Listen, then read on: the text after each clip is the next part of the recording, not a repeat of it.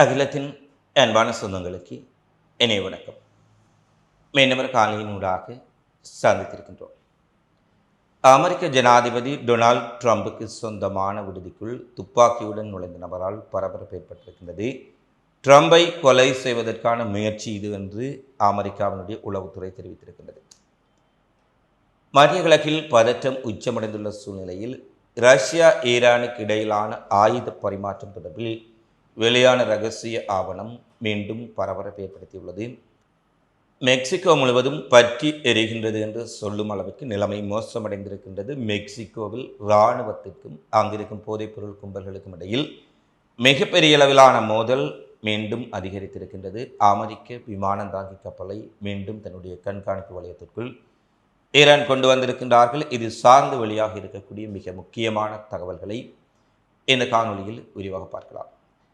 முதலில் ரம்ஜான் மாதம் ஆரம்பித்திருக்கும் சூழ்நிலையில் இந்த ரம்ஜான் மாதத்தில் டெல்லியில் இருக்கக்கூடிய மிக முக்கியமான ஜமா மசூதி மற்றும் அதை சுற்றியுள்ள பகுதிகள் வண்ண விளக்குகளால் அலங்கரிக்கப்பட்டு ஒளிரும் காட்சிகளையும் ரம்ஜான் அலங்காரங்கள் மிகச் சிறப்பாக டெல்லியில் இருக்கக்கூடிய பள்ளிவாசல்களில் செய்யப்பட்டிருப்பதையும் இந்த காணொலி பதிவில் நீங்கள் பார்க்கலாம். அடுத்து மிக முக்கியமான செய்திகளுக்கு செல்லும் பொழுது அமெரிக்க அதிபர் டொனால்ட் ட்ரம்பிற்கு சொந்தமான புளோரிடாவில் உள்ள மார்-எ-லாகோ சொகுசு விடுதிக்குள் நேற்றைய தினம் ஆயுதங்களுடன் நுழைய முயன்ற ஒருவரை சுட்டுக் கொலை செய்திருப்பதாக அமெரிக்க இரகசிய புலனாய்வு முகவர்கள் தெரிவித்திருக்கின்றார்கள். அமெரிக்க ஜனாதிபதி டொனால்ட் ட்ரம்ப் சனி ஞாயிற்றுக்கிழமைகளில் புளோரிடாவில் இருக்கக்கூடிய மார்-எ-லாகோவுக்கு சொந்தமான சொகுசு விடுதியிலேயே தங்கியிருப்பதாகவும் புளோரிடாவின் ஃபார்ம் பீச்சில் உள்ள இந்த விடுதிக்குள் நேற்றைய தினம் அதிகாலை சுமார் 1:30 மணியளவில் 20 வயது மதிக்கத்தக்க இளைஞர் ஒருவர் கையில் துப்பாக்கி மற்றும் பெட்ரோல் கேனை எடுத்து சென்றதாக கூறப்படுகின்றது. இதையடுத்து இரகசிய சேவை முகவர்கள் பாம்பீச் கவுண்டி ஷெரீப் துணை அதிகாரி ஆகியோர் இளைஞர் மீது துப்பாக்கிச்சூடு நடத்தி அவர் உயிரிழந்திருக்கின்றார் என்ற செய்தியை வெளியிட்டிருக்கின்றார்கள். ட்ரம்ப் பெரும்பாலும் தன்னுடைய வார விடுமுறை இறுதி நாட்களை இந்த விடுதியில் கழித்தாலும் இந்த சம்பவம் நடைபெற்ற தினத்தன்று வாஷிங்டன் டிசியிலேயே ட்ரம்ப் தங்கியிருந்தார் என்ற செய்தியும் தற்போது வெளியாக இருக்கின்றது. இந்த சம்பவத்தின் போது அவரும் அவருடைய மனைவி மெலனியாவும் வெள்ளை மாளிகையில் தங்கியிருந்தார்கள். மனைவி மெலனியா ட்ரம்ப் அவருடன் தான் இருந்தார் என்ற செய்தியும் வெளியாக இருக்கின்றது. இதனால் அவர்களுக்கு எந்த பாதிப்பும் இல்லை என்றாலும் இது தொடர்பில் தீவிர விசாரணை நடைபெற்று வருவதாக அமெரிக்க இரகசிய சேவை புலனாய்வு மையம் தெரிவித்திருக்கின்றது. ஏற்கனவே ஈரான் அமெரிக்கா இடையிலான மோதல் உச்சமடைந்திருக்கின்றது. எப்படியும் ஈரான் உடைய ஆதரவு படைகள் தன்னை போட்டு தள்ளலாம் என்ற ஒரு செய்தியையும் ட்ரம்ப் ஒரு வார காலத்துக்கு முன்பாக விடுத்திருந்தார். இந்த நிலையில் ட்ரம்புக்கு சொந்தமான சொகுசு விடுதியில் அதிலும் ட்ரம்ப் வார இறுதியில் தங்கி இருக்கக்கூடிய அந்த விடுதியில் நேற்றைய தினம் ஞாயிற்றுக்கிழமை வழக்கமாக அவர் அந்த விடுதியில் தான் தங்கியிருப்பது வழக்கம். ஆனால் நேற்றைய தினம் வெள்ளை மாளிகையில் தங்கிவிட்டார். அந்த விடுதிக்குள் அதிநவீன துப்பாக்கி பெட்ரோல் கேனுடன் ஒரு நபர் நுழைந்திருப்பது ட்ரம்ப் குறிவைக்கப்பட்டிருக்கின்றாரா என்ற செய்தியை எழுப்பியிருக்கின்றது. ஏனெனில் அவருடைய சொகுசு விடுதிக்குள் உள்ளே பாதுகாப்புகளை மீறி நுழைந்த பின்னரே அந்த இளைஞர் சுட்டுக் கொல்லப்பட்டிருக்கின்றார். இவர் வட கரோலினாவை சேர்ந்த இளைஞர் என கூறப்படுகின்றது. இதன் பின்னணி என்ன, இவர் யார் என்ற விவரங்கள் இன்னமும் வெளியிடப்படவில்லை என்பதும் குறிப்பிடத்தக்கது. ஏற்கனவே தேர்தல் பிரச்சாரம் ஒன்றின் போது ட்ரம்பின் மீது துப்பாக்கிச்சூடு நடத்தப்பட்டு காதில் சிறிய காயத்துடன் ட்ரம்ப் தப்பியிருந்தார். இம்முறையும் அவர் தப்பித்திருப்பதால் ட்ரம்ப் தொடர்ச்சியாக குறிவைக்கப்படுகின்றாரா என்ற கேள்வி மிகப்பெரிய அளவில் எழுந்திருக்கின்றது. அமெரிக்க சிஐடி இது தொடர்பான விசாரணைகளை தீவிரப்படுத்தி இருக்கின்றார்கள். அடுத்து மத்திய கிழக்கில் ஈரானுக்கும் அமெரிக்காவுக்கும் இடையிலான பதற்றம் உச்சமடைந்துள்ள சூழ்நிலையில் ஈரான் ரஷ்யா இடையிலான உறவுகள், இராணுவ ரீதியிலான உறவுகள் மிகப்பெரிய அளவில் வலுவடைந்து வருவதாக பைனான்சியல் டைம்ஸ் ஆதாரங்களுடன் ஒரு செய்தியை வெளியிட்டிருக்கின்றார்கள்.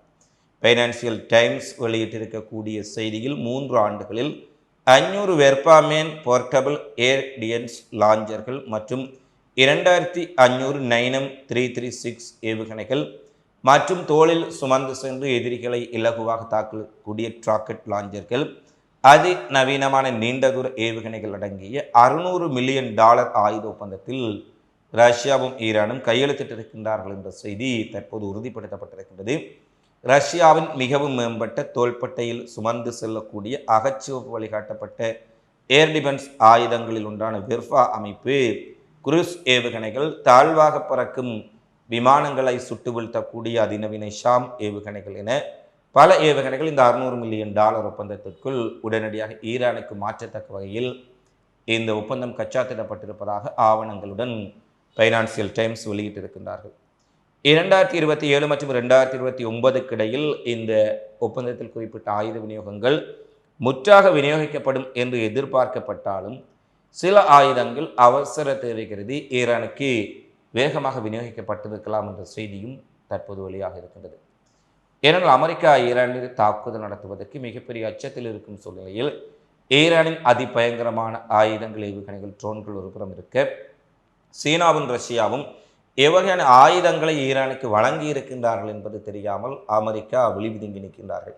இந்த நிலையில்தான் $600 பெறுமதியான மிக முக்கியமான ஆயுதங்களை வாங்கக்கூடிய ஒரு ஒப்பந்தத்தை ஈரானும் ரஷ்யாவும் கையெழுத்திட்டு இருக்கின்றார்கள் என்ற செய்தி வழியாக இருக்கின்றது. அதேபோல் சீனாவின் உடைய அதிகமாக மேம்படுத்தப்பட்ட, அதாவது லாஸ்ட் வேர்ஷன் என்று சொல்லக்கூடிய அதிநவீன ட்ரேடர்கள் அவசரமாக ஈரானுக்கு மாற்றப்பட்டிருப்பதாகவும், இது கார்முஸ் ஜலச்சந்தி பாரசீக வளைகுடாவை நோக்கி ஈரானால் பொருத்தப்பட்டிருக்கின்றது என்ற செய்தியையும் சீன ஊடகங்களை மேற்கோள் காட்டி தற்போது செய்திகள் வெளியாக இருக்கின்றன. எனவே ஒருபுறம் ரஷ்யாவினுடைய ஆயுதங்கள், மறுபுறம் சீனாவினுடைய ஆயுதங்கள், இன்னொருபுறம் ஈரானின் தடுக்க முடியாத கெப்பசோனிக் ஏவுகணைகள் அமெரிக்க இராணுவத்திற்கு சிம்ம சொப்பனமாக மாறியிருக்கும் சூழ்நிலையில் பாரசீக வளைகுடா மற்றும் ஓமன் வளைகுடாவில் மீண்டும் அமெரிக்காவினுடைய கடற்படை சொத்துக்கள், விமானந்தாங்கி கப்பல்கள், போர்க்கப்பல்கள் குறித்த உளவுத்துறை தகவல்களை ஈரான் நீண்ட தூர ட்ரோன்கள் மூலம் தீவிரமாக கண்காணித்து சேகரித்து வருவதாக வால் ஸ்ட்ரீட் ஜேர்னல் பத்திரிகை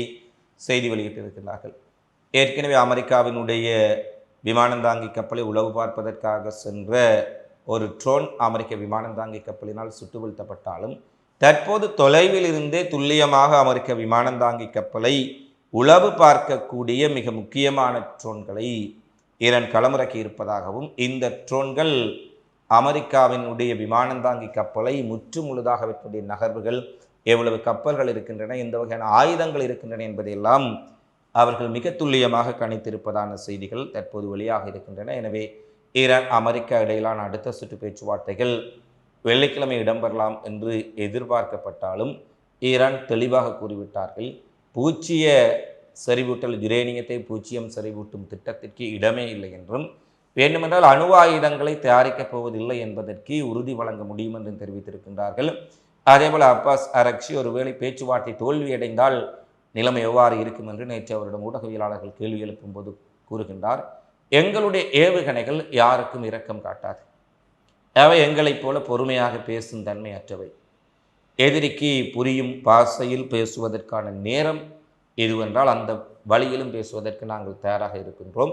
பேச்சுவார்த்தைகளில் ஈரான் ஒருபொழுதும் அமெரிக்காவினுடைய நிபந்தனைகளுக்கு அடிபணிய போவதில்லை, அமெரிக்காவின் இராணுவ அழுத்தங்களினால் ஈரான் அச்சப்படவும் இல்லை.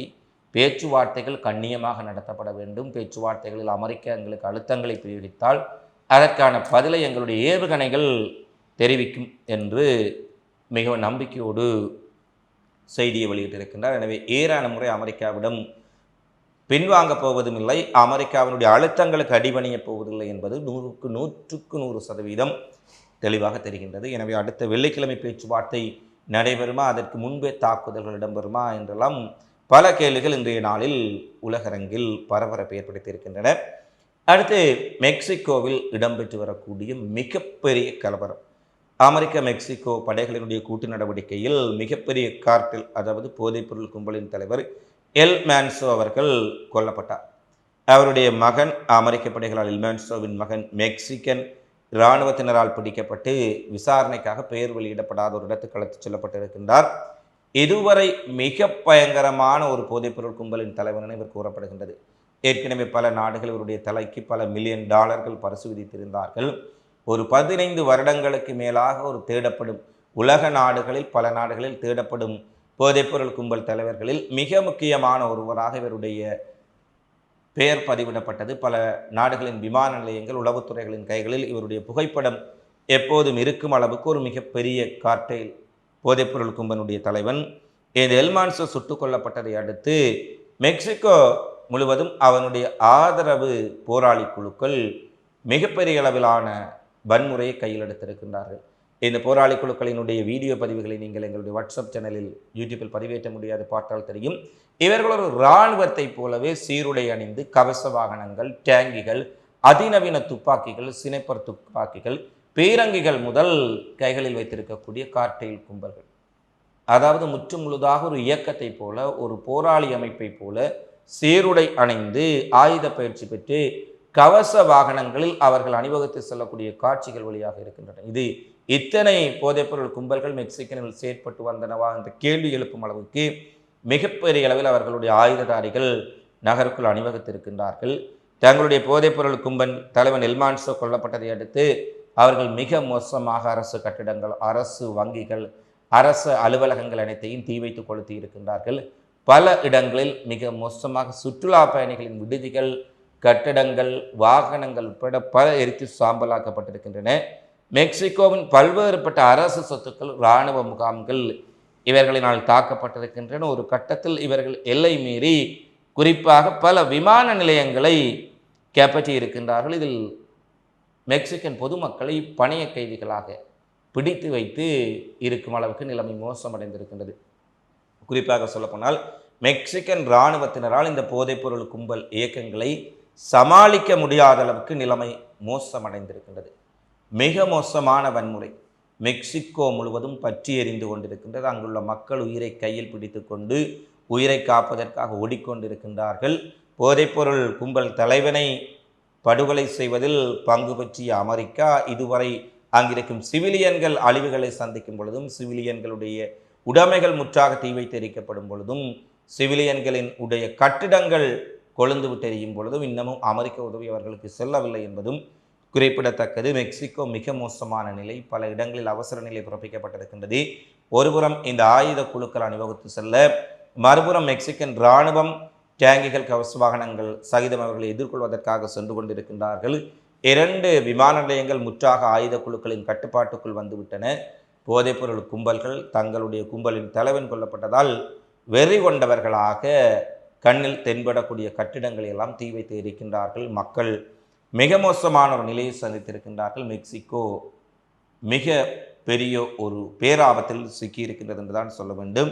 மெக்சிகோவில் இருக்கக்கூடிய கார்டெல் கும்பல்கள் அனைத்தும் ஒன்றிணைந்து அரசு படைகளுக்கு எதிரான தாக்குதலை ஆரம்பித்திருப்பதால் மெக்சிகோ உச்சக்கட்ட பதற்றத்தில் தற்போது இருக்கின்றது. தற்போது அங்கு நிலைமை மிக மிக கவலைக்கிடமாக இருக்கின்றது என்பதை பார்க்கக்கூடியதாக இருக்கின்றது. அடுத்து உக்ரைன் இராணுவம் ரஷ்யா மீது நேற்று உர்முட் பிராந்தியத்தில் ஒரு தொழிற்சாலை மீது நடத்திய துல்லியமான ட்ரோன் தாக்குதலில் பாலிஸ்டிக் ஏவுகணைகளை உற்பத்தி செய்யக்கூடிய ரஷ்யாவின் மிக முக்கியமான ஆயுத தொழிற்சாலை மிகப்பெரிய அளவில் சேதமடைந்திருக்கின்றது. ஒரு குடியரசின் வசதியில் உக்ரைன் நடத்திய ட்ரோன் தாக்குதல் மிகப்பெரிய சேதத்தை ஏற்படுத்தியதாகவும், இந்த தொழிற்சாலை ரஷ்யாவின் மிக முக்கியமான பிளேமாங்கோ ஏவுகணைகள் பயன்படுத்தி தயாரிக்கக்கூடிய ஒரு தொழிற்சாலை என்று கூறப்படுகின்றது. உக்ரைனிலிருந்து சுமார் 1400 கிலோமீட்டர் தொலைவில் இந்த தொழிற்சாலை ஏவுகணைகளை தயாரித்து வரும் சூழ்நிலையில் இந்த ஏவுகணை தொழிற்சாலை மிகப்பெரிய அளவில் சேதமடைந்திருப்பதாக வெளியாக இருக்கக்கூடிய காணொளிகள் காண்பிக்கின்றன.